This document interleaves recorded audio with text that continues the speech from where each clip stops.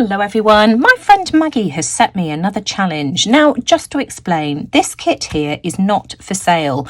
My friend runs a craft group for carers not far away from where I live in Hereford. Maggie and I have met many times, but she's always looking for creative ideas and inspiration to share with her carers group. Now, this is a collage kit, so I thought some of you might be interested in seeing what I do with the bits and pieces that Maggie has sent me. So let's have a look and see what's inside. It came beautifully packaged. I mean, you know, the kit for her carers group is just so inspiring before you've even opened anything.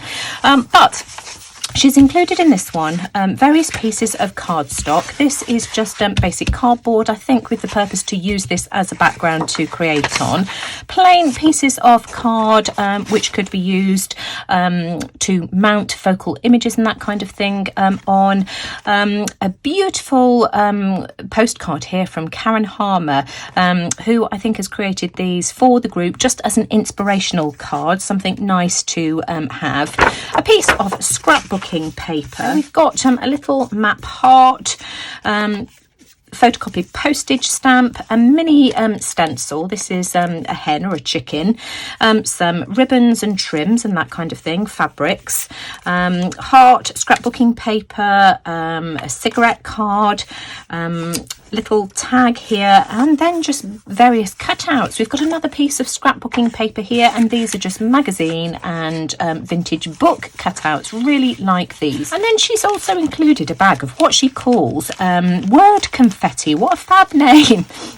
So this is just full of words that she has cut out for from magazines that could be used for collage, and a couple of images as well. So these are all the types of things that any of you could gather and follow along with this project if you want to. I've segregated my pieces into colours. We've got a red theme going on here. We've also got a black and white theme going on here.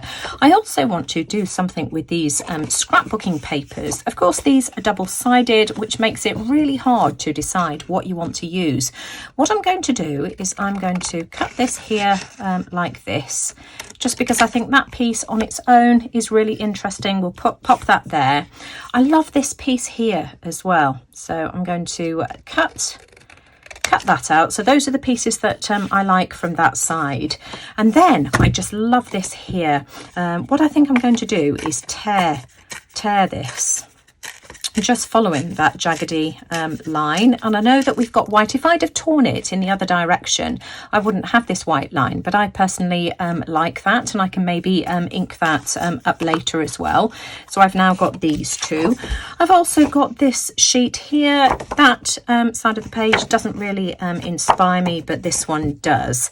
I like the red, rusty coloured red that we've got going on this side here. So what shall I do with that? How shall I cut it? Let's cut that here like this, and then it just gives us smaller pieces to be able to play with. That looks really interesting to me, and things just seem to look so much more interesting when they're cut into smaller pieces than they do in one large sheet like this. It helps you, it makes it easier to piece things together.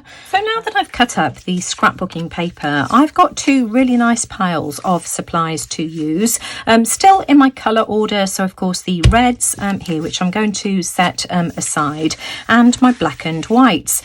Now, of course, I had that lovely image here. I've decided to tear it in half, just because I can't see myself using it as a focal image. I've also cut this one in half as well with the houses on. I think it went that way round, just because the text is more interesting to me. So those are the parts that I want to use. Now, I am going to use the larger piece of craft cardstock that Maggie included to try and make myself some kind of collage. So let's have a look and see what we can do with these bits and pieces. I'm going to take the larger pieces. Oh my gosh, decisions. Which side would I like to use? I like that. What else have we got? I like this here. We've got this, which might look quite interesting, and it's just a case of layering bits and pieces together In fact, we've got this larger piece here. I like that where I've torn it. And so I'm just going to, I think, glue bits and pieces down, maybe a bit at a time. We could maybe have that piece down in the middle and work around it perhaps, or perhaps have it in the top right hand corner. I think I like it there. So I think I'm going to glue those bits and pieces down first. Just want to show you, I'm also inking some of the edges. For instance, this one here, I still want some of the white showing, just because I like the way that that looks. I've already added my glue here.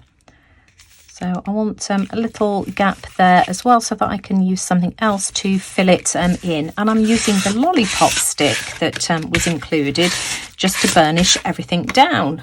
I'm using a glue stick here. I'm using Pritt stick, which means I can peel things up if I decide that I want to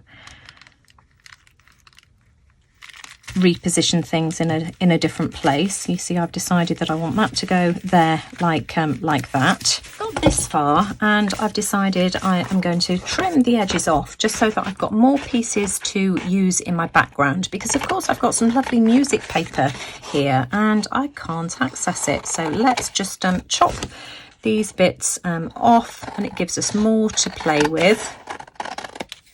That everything's trimmed down, it makes it easier for us to see what we need to fill.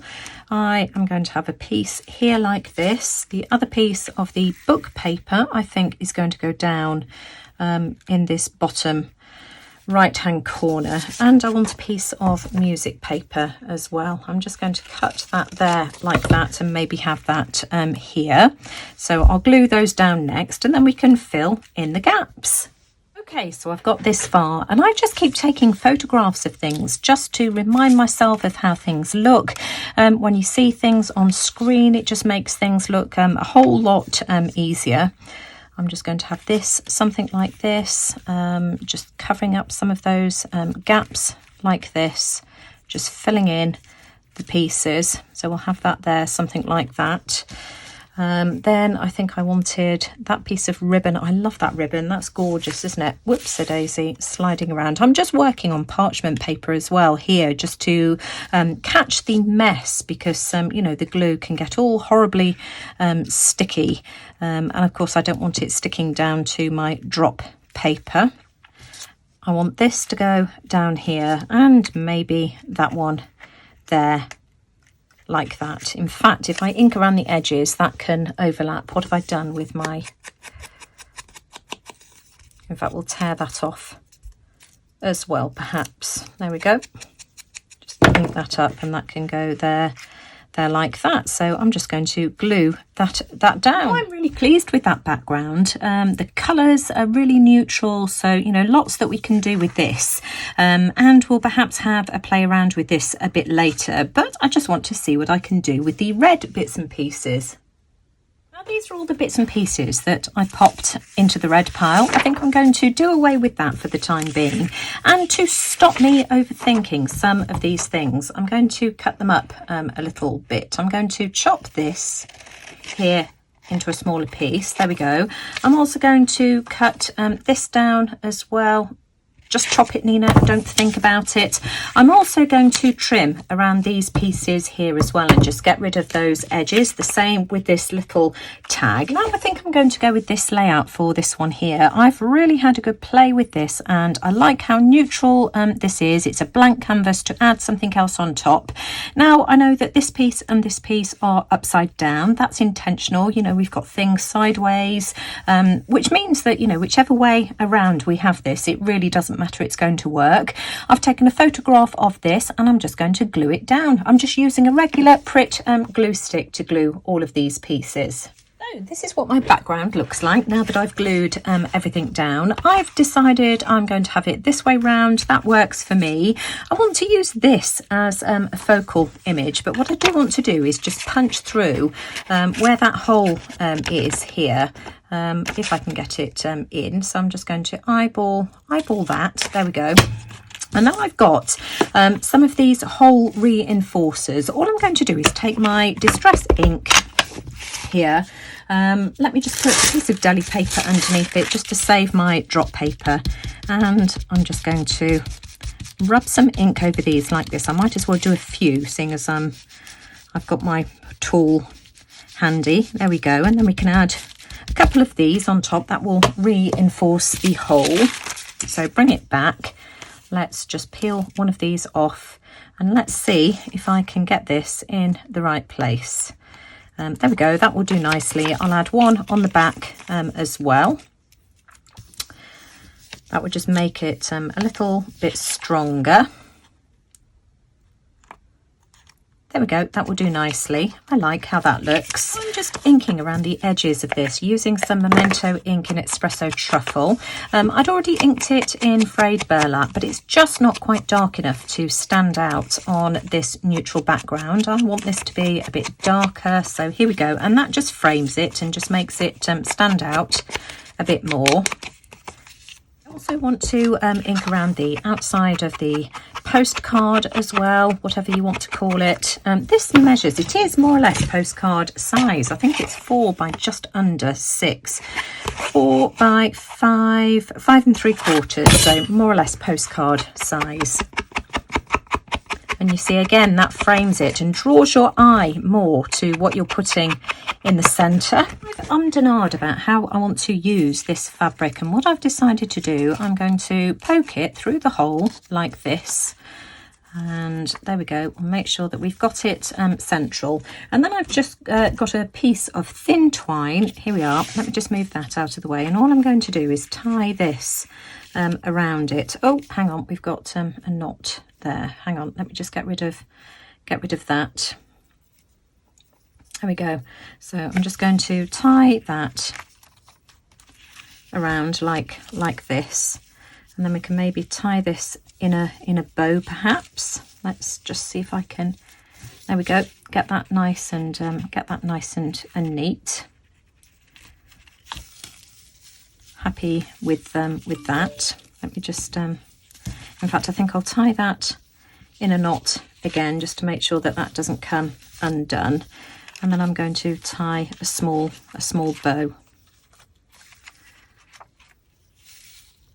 There we are.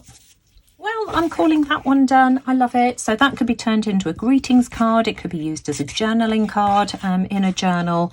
I just love that. And, you know, I just think the ribbon here and this adds so much texture. I did decide to add the heart in the end. Now I've decided that this sheet here is the perfect size for 3 tags. It measures, let's have a look, just over, well, it's 8.5 inches. So I could get 3 tags at 2 3/4 inches each. Height wise, it is 5 3/4. So I'm just going to go off and trim this. Now you can see I've cut these up. I've kept that one in the size of a tag. These I've decided to cut into 4s so that I can use them for little, oh, I don't know, greetings cards, or, you know, just little embellishments for in a journal. What do these measure? These are 2 7/8 by 3. So, you know, not quite square, but I just love those. So let's pop those to one side. I want to make a tag out of this one here. What I'm going to do is trim off the corner like this, use that piece that I've cut off to take it to the other side, just so that it's symmetrical. Let me just do this, and I'm going to cut that there like that. So now my tag is symmetrical. I'm going to ink around the edges. I'm going to use both Distress Oxide in frayed burlap and the Memento ink in Espresso Truffle, just because I like the 2 colours together. The Espresso Truffle will darken it even further. And then I've got an idea for a focal image for this one here. So that's what it looks like with the 1 layer of ink. Let's put the lid back on that one there, and then we'll just darken it slightly just around the very edge, and that just frames it and just makes the centre part of it stand out more. I personally like this this look. I just want to finish this tag off. I've got another piece of the paper left over from the kit. I'm going to add some glue just on the edges here, like this. There we go. And which way round is it supposed to be? Let me have a look. I don't think it really matters. I think I want the numbers on there like that. And I'm going to add that on the top of my tag as a little tab. I like that look. And then I'm just going to glue this down. You can see that I've inked around the edges of both of these. And this will be my focal image. And then I'm just going to stick that on there. About there. I want it to overlap that penny black postage stamp, and you can see that I've got loads of glue that's on the top. I'm just going to wipe that away. I'm covered in glue. There we go. Now finally, and very, very quickly, I want to do something with the other magazine bits and pieces that Maggie sent me. I've got an idea for this. I'm going to have these on here like this, and I just need to be careful how I line them up. I've already had a play around with this. So let me just show you the layout and what I'm doing. And then again, I'm just going to stick them down with a glue stick. But I just think this is so much fun. Then we can have smile, enjoy. So in fact, I'll have to start off from this end here and then reflect. Isn't that cool? Now, these are all the things that I've managed to create with Maggie's kit. I absolutely love this one here. I love the freshness, the cleanness of it. And this one here is going to go in my magazine journal. For those of you that have followed me for a while, I don't know whether you can remember, I started this magazine journal before Christmas. So this is made up of just magazine images. And then where's the other one that I wanted to show you? This one here. Now this, again, was a page made using, as Maggie calls it, word confetti. So I'm going to put this one in this journal here. Now I added lots of acrylic paint and stamping and stenciling and that kind of thing to this one here. I'm not going to do that with this just because I love the white and the freshness of it. I do want to find some other magazine pages though to use as a background, but that's where that one's going to go. For anybody who's interested, I'll leave the link to this video here in the description box below, because this was just done purely with word confetti as well. So we'll put that one to one side. And then here are my vintage bits and pieces. I love these, especially this one here. Isn't that just so pretty? I just love this part here. It's just made it really tactile. Just love that. And I really like this one here as well. Now those will go in one of my vintage journals. I'm not sure which one yet. And these, I might turn these into cards. I'm not sure, but you know, they're just great to use, you know, just on small little 4x4 cards, or again, they could just be tucked into a journal. They could even become little gift tags if you punched a hole in the center and added a bit of ribbon. Just, you know, so many uses for these. So I do hope that that's given you some ideas as to how to use small elements for collage. That was just absolutely great fun, and I especially enjoyed the word confetti. Just love what you've called that, Maggie. Just brilliant. So if you've enjoyed my video today, as always, I'd really appreciate a thumbs up, because it really does let YouTube know that you like what I'm doing. Do let me know what you think in the comments below, and thanks for watching. Take care, everyone, and I'll see you all again soon. Bye for now.